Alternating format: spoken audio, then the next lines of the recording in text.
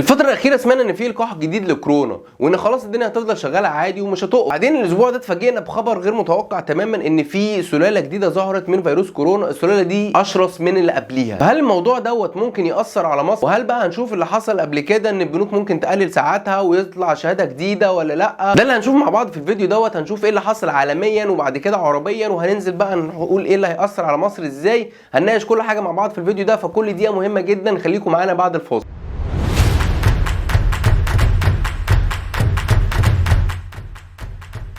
ازيكم عاملين ايه؟ يا رب تكونوا بخير ويبعد عنكم اي امراض يا رب. استاذنكم تعملوا سبسكرايب للقناه مع تفعيل خاصيه الجرس عشان يجي لكم كل حاجه بنعملها على القناه، لان كل حاجه بنعملها مفيده ومهمه جدا ليكم وممكن تاثر على استثمارات. تعالوا نشوف الحكايه ايه بقى. بعد ما خلاص حالات فيروس كورونا قلت جدا حوالين العالم وخلاص ابتدوا يلاقوا لها لقاح، وابتدت بقى الصلاه ترجع الجوامع والكنايس والدنيا الافراح تشتغل وكل حاجه تبقى تمام، مره واحده طلع علينا وزير الصحه البريطاني الاسبوع دوت وبيقول ان هم اكتشفوا في سلاله جديده من فيروس كورونا. السلاله دي اسرع انتشار من الاول وكمان بتصيب الاطفال. حصل ان معظم الدول زي السعوديه واوروبا قفلت الطيران تاني وابتدت تعمل اجراءات احترازيه، وزي ما احنا شايفين في عنوان كده ايه، الطيران كلاكيت تاني مره. وده طبعا خلق صوره من تشاؤم وعدم وضوح الرؤيه خالص، وده اثر على البورصات العالميه وابتدى اللون الاحمر يظهر تاني خالص. وابتدت حكومات اوروبيه تقفل خالص قفل كامل زي المانيا اللي هي خلاص هتقفل لحد 10 يناير الجاي ومش هيحضروا اعياد الكريسماس وكل محلات قافله. ودي خساره كبيره جدا جدا ليهم، لان هم تخيل موسم العيد كده اللي انت كنت شغال فيه مثلا بتاع واحد بتاع لبس، مره واحده قال لك مش هنشتغل الموسم دوت. فانت وكمان غير خساره اللي قبل كده، لدرجه ان هم ابتدوا يفكروا ان هم يعملوا مظاهرات ضد قرار ميركل ان هي ازاي يعني انت هتوقفي الدنيا كده، طب احنا هناكل منين؟ ولقينا موقع CNBC العالمي بيقول لك وول ستريت تحت الضغط من مخاوف كورونا نتيجه الاخبار طبعا اللي هو طلعت من وزير الصحه البريطاني، وان خلاص ابتدى اللون الاحمر يظهر تاني. وشفنا سهم زي تسلا نزل 4%، ودي صعبه جدا في وول ستريت ان السهم ينزل كده بالسرعه ديت في البورصات اللي هي الامريكيه.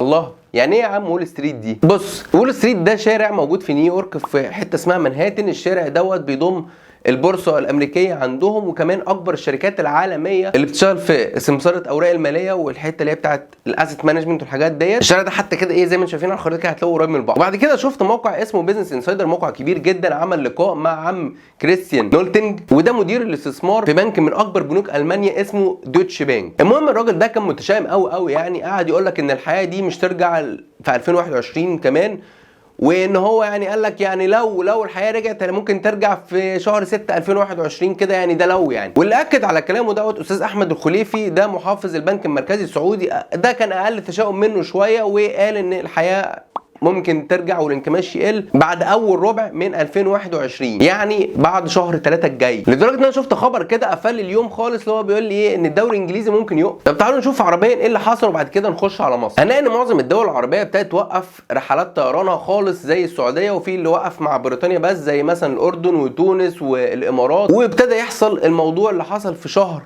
12 واحد اللي فات بالنسبه للدول الثانيه، يعني ان هم ابتدوا يقفلوا خالص طيراناتها وابتدوا يعلقوا رحلات الطيران بتاعتها. طب الموضوع ده ازاي بقى ياثر على مصر؟ يعني زي ما احنا شايفين كده الاعياد بتاعت اخواتنا المسيحيين دي مش هيحضروها في الكنايس زي ما هم متعودين كل سنه بسبب اجراءات كورونا. ووزيره الصحه قالت كمان ان العماله اللي عندها هتشتغل 50% بس زي الفتره اللي فاتت، والموضوع ده هيبتدي يمشي على المصالح الحكوميه الثانيه كمان، لان الحقيقه الاعداد في مصر 10 اضعاف المعلن دلوقتي. وده على فكره مش كلام، ده كلام عضو لجنه مكافحه كورونا في مصر. تعالوا نشوف كده وقال ايه. في رقمين عكس بعض يا دكتور، يعني احنا معدل الشفاء في مصر من اعلى المعدلات في العالم، بس معدل الوفيات مقارنة بعدد الاصابات يعتبر مرتفع برضو. معدل الوفيات عندنا يعني 5%، المعدل العالمي دلوقتي 2.2%. هل يعني اشرح لي التناقض بين الرقمين. هذا ليس تناقض. حضرتك يا أستاذة لميس تعلمي تماما أن مصر فيها ما يسمى بالعلاج الموازي. يعني ايه العلاج الموازي؟ يعني في عيانين كتير جدا، في ناس كتير جدا بتقول لك الارقام اللي عندك دي غير صحيحه، احنا عندنا اصابات اعلى من كده بكتير. شوف فريق كره القدم لما بس بيعملوا له المسحه بيطلع 2 و3 من اجمالي مثلا 25 واحد، فما بالك لو عملت ال 100 وال 200 و 300. كل ما هنزود عدد المساحات كل ما هنزود عدد الناس المصابين. يبقى دي رقم واحد، انا مش مزود قوي عدد المساحات، وبالتالي اللي انا بقدر اسجله ان هو عنده اصابه في اليوم يعتبر مقارنه بحالات الوفيات، بقول ده الوفيات كده كتير، لكن بياخدوا العلاج في البيت، منهم اللي بيموت ومنهم اللي ما بيموتش، دول لا يتم تسجيلهم على مستوى وزاره الصحه، ولن يستطيع او لن تستطيع وزاره الصحه انها تسجلهم، مش هتقدر توصل لهم. وبالتالي لو انا خدت التسجيل الحقيقي وقسته بعدد الوفيات هلاقيه قد يكون مقارب او اقل من طيب. عدد الوفيات العالميه. يعني الرقم بتاع الاصابات ده اضربه في كام يعني عشان اكون عارفه تقريبا الرقم الحقيقي؟ في الحقيقه ده صعب جدا التكهن بيه، لان ده محتاج statistics او عمليه احصائيه، لكن على الاقل انا عن نفسي كده بقول حوالي 10 نضرب الرقم ده في 10 عشان بس طب ما دام الكلام كده، طب امتى هنعيد اللي حصل في شهر 3 اللي فات وهنبتدي بقى نعمل حظر مثلا جزئي او نبتدي نقفل تاني زي الفتره اللي فاتت؟ تعالوا نشوف دكتور احمد شوقي قال ايه على بوابه الاهرام. قال ان احنا هنبتدي فعلا نقفل ونعمل حظر لو الاعداد عليت جدا جدا جدا، وان خلاص المستشفيات بقت عاجزه ان هي تستقبل حالات، او زي ما احنا شفنا قبل كده المستشفيات تقفل وعندها السراير كلها مكتمله. طب ايه تاثير كل الكلام ده دلوقتي على الاقتصاد في مصر والبنوك؟ البورصه المصريه نزلت 2.8%. الكلام ده كان يوم الاثنين اللي فات، ده بسبب ان هم خايفين من انتشار فيروس كورونا وان ممكن الموضوع ده ياثر على الحياه في مصر، فالناس ابتدت تبيع تاني لدرجه ان البورصه خسرت 26 مليار جنيه. لكن وزير الماليه هنا قال ان اقتصاد مصر ده عنده حصانه، وان اصلا كمان معدل النمو زاد، وان لان كمان كان السلع متوفره. السؤال المهم هنا، هل البنوك هتقلل مواعيدها تاني وهيبتدي يطلع شهاده جديده وهيحصل نفس اللي حصل قبل كده؟ استاذ محمد الاتربي رئيس اتحاد بنوك مصر قال ان اقتصاد مصر قوي جدا، وايه ان هم عدوا المرحله اللي فاتت بقوه شديده عشان خاطر مبادرات البنك المركزي. البنك المركزي عمل 17 مبادره خلال الفتره ديت، المبادرات دي ساعدت الاقتصاد المصري ان هو يعدي المرحله دي. فمن خلال كلامه ان الدنيا ماشيه تمام ومفيش اي حاجه خالص، وان احنا لسه مستقرين لحد دلوقتي. السؤال هنا، هل هيحصل زي اول السنه كده لما تفتكروا ان العالم ابتدى كله يقفل على 12 وشهر 1 و2 وابتدينا احنا نقفل في شهر 3 لما اعداد زادت، وكان ساعتها برضه تصريحات المسؤولين في شهر 1 ان هم لا الدنيا تمام ومفيش اي حاجه، وبعد كده شهر 3 لا الدنيا انتشرت جدا ولازم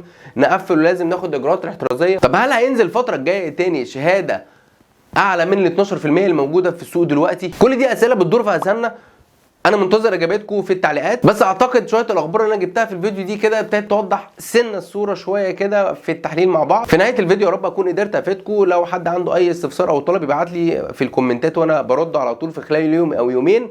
وما تنسوش تعملوا لايك وشير للفيديو عشان اكتر ناس تعرف المعلومه، واشوفكم في فيديو جديد. شكرا ليكم. مساء الخير. النهارده هنتكلم عن موضوع مهم جدا، وهو ازاي نفتح حساب في بنك، بالذات للناس الفريلانسرز او الناس اللي هي ما بتشتغلش شغلانه مثبته.